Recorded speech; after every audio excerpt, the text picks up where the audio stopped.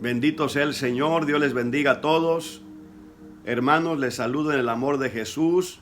Hoy voy a traerles una palabra que les aliente, que les anime. Voy a estar hablando sobre el significado de la cruz.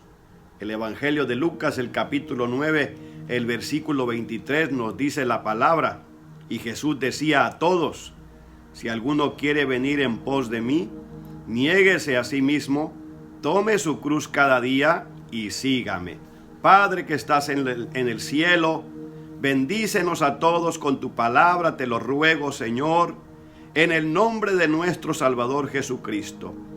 Y pido que tu maravilloso Espíritu Santo esté conmigo y con tu pueblo en estos momentos de tanta necesidad. Señor, te lo suplico en ese nombre que es sobre todo nombre. Gracias, Dios. Amén.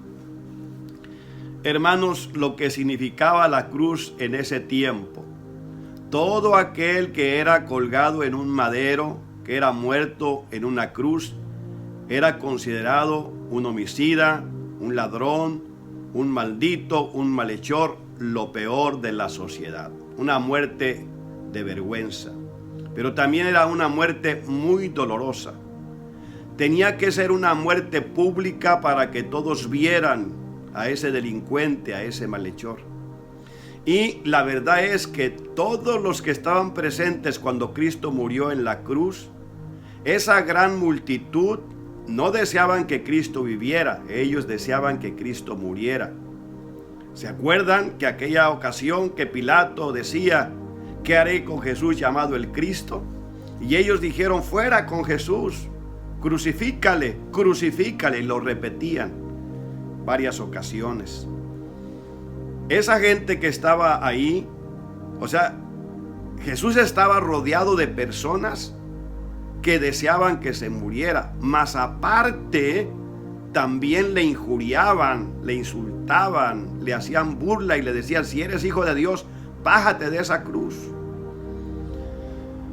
Era lamentable ese escenario de tristeza y de dolor que estaba pasando el Señor Jesús en esos últimos minutos. Sin embargo, la Biblia nos dice que Él mismo dijo que era necesario que fuera rechazado por los ancianos, sacerdotes y escribas.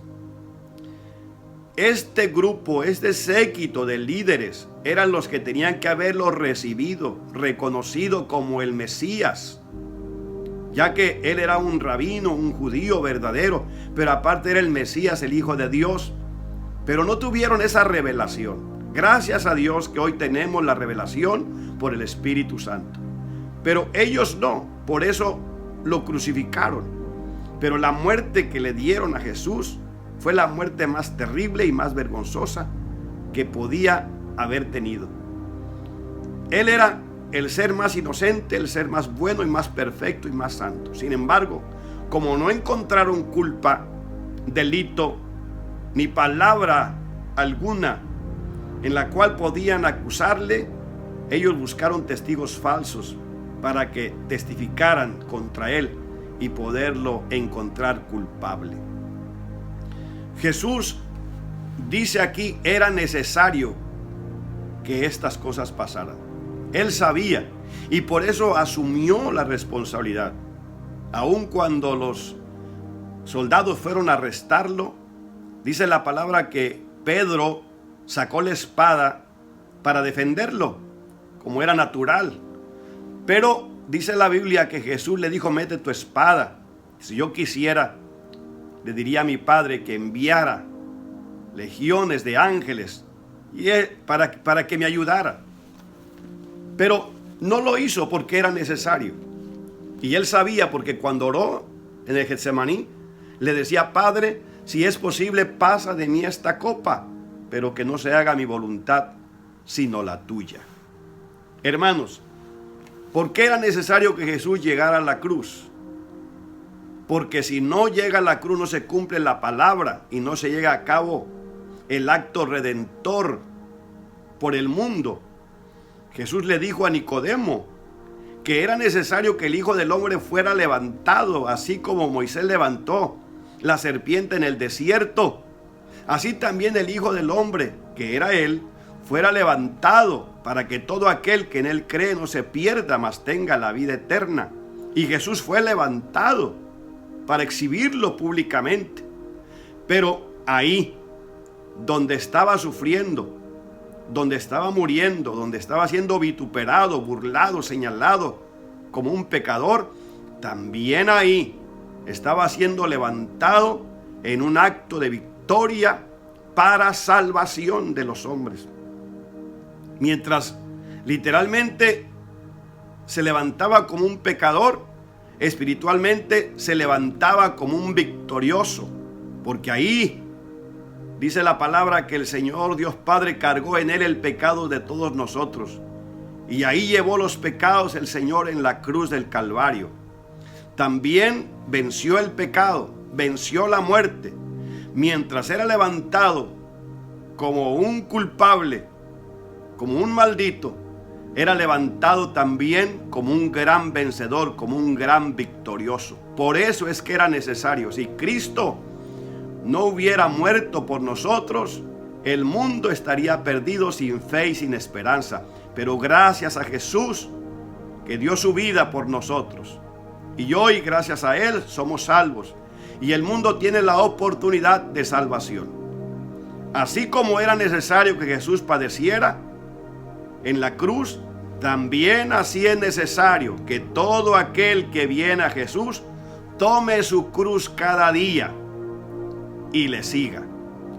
Cuando el Señor decía a todos: si alguno quiere venir en pos de mí, niéguese a sí mismo, tome su cruz cada día y sígame. Dice si alguno quiere, porque Jesús no recluta por fuerza, Él llama. Pero aquel que dice heme aquí, tiene que negarse a sí mismo, negarse a las cosas del mundo, negarse a los deseos de la carne, a la vanagloria de la vida. Pero también tiene que tomar la cruz cada día. Mire, se toma un minuto para tomar la decisión de servir a Dios o no, pero se toma toda la vida para llevar a cabo esta decisión que uno ha tomado, porque cada día debe uno llevar la cruz de lo que significa la cruz hoy. No solamente el significado de la victoria, pero también el significado del sufrimiento, de la prueba, de la persecución, de negarse a uno mismo y seguir hoy, mañana y luego.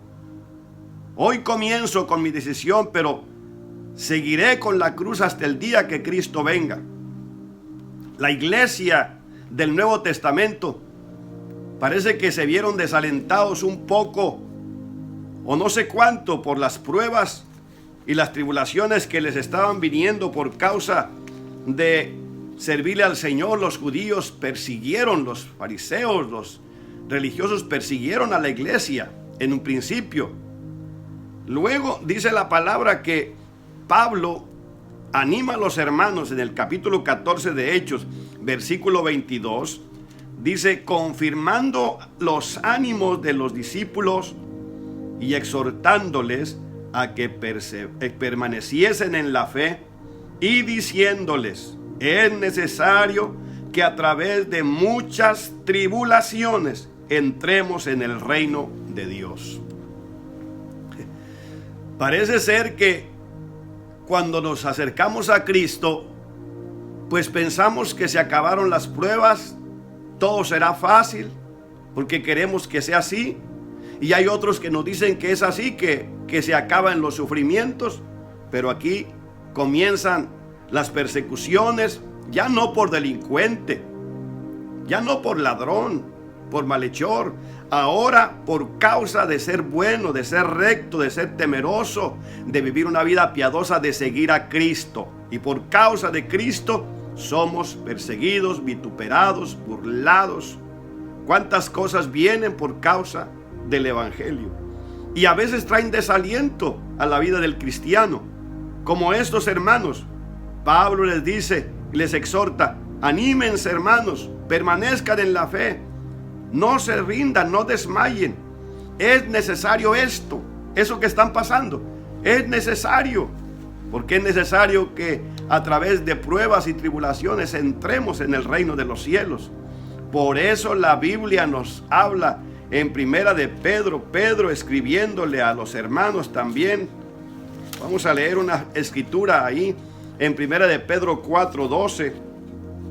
Le dice Pedro a la iglesia: amados, no os sorprendáis del fuego de prueba que os ha sobrevenido, como si alguna cosa extraña os aconteciese, sino gozaos por cuanto sois participantes de los padecimientos de Cristo, para que también en la revelación de su gloria os gocéis con gran alegría.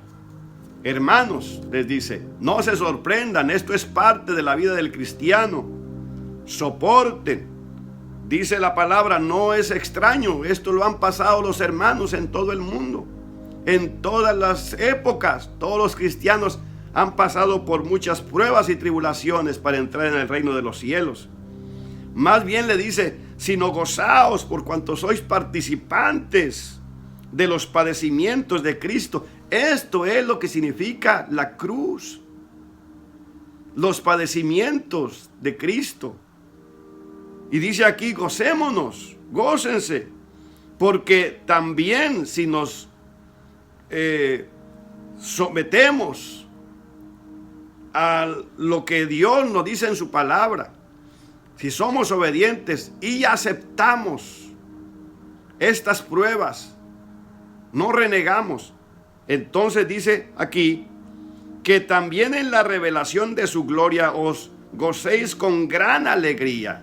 Cuando Cristo venga, sabremos que no hemos batallado en vano, que lo soportamos por amor a Cristo y por amor a nuestra salvación. En 2 de Timoteo, el capítulo 2, versículo 12, dice la palabra de Dios: si sufrimos con Él, palabra fiel es esta, desde el 11, si somos muertos con Él, también viviremos con Él. Si sufrimos, también reinaremos con Él. Si le negamos, Él también nos negará. Si somos muertos con Él en la cruz, morimos al viejo hombre, morimos al mundo,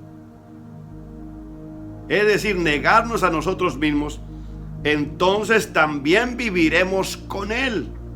Esa es la garantía. Por eso Pablo dijo, con Cristo estoy juntamente crucificado. Ya no vivo yo, Cristo vive en mí. Porque para esto apareció el Señor, para esto murió, para esto dio su vida, por eso murió en la cruz del Calvario.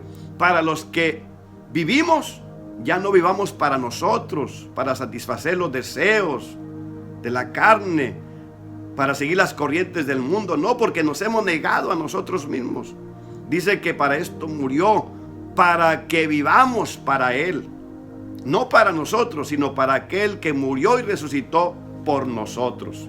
Es necesario, amados, que a través de pruebas y tribulaciones entremos en el reino de los cielos. Pero también en la cruz Cristo obtuvo la victoria, porque ahí exhibió públicamente a los principados y a las potestades y triunfó sobre ellos en la cruz. Ahí aplastó la cabeza de la serpiente, ahí venció a Satanás, ahí venció el pecado, ahí obtuvo la victoria para nosotros. Así que hay victoria en la cruz del Calvario, hay poder en la cruz para vencer el pecado. Hay que soportar lo que viene con ella, los sufrimientos, las persecuciones, pero debemos saber que con Cristo somos más que vencedores. Cristo nos ayuda, hermano, y Él nos va a dar la victoria en todas las pruebas que pasemos. Confiemos en el Señor, no suelte la cruz, no reniegue, asuma responsabilidad, que esta es parte de la vida del cristiano. Padre, en el nombre de Jesús, gracias por tu palabra que nos has dado. Bendice a tu pueblo, te lo ruego en el nombre de Cristo. Amén. Dios les bendiga, hermanos.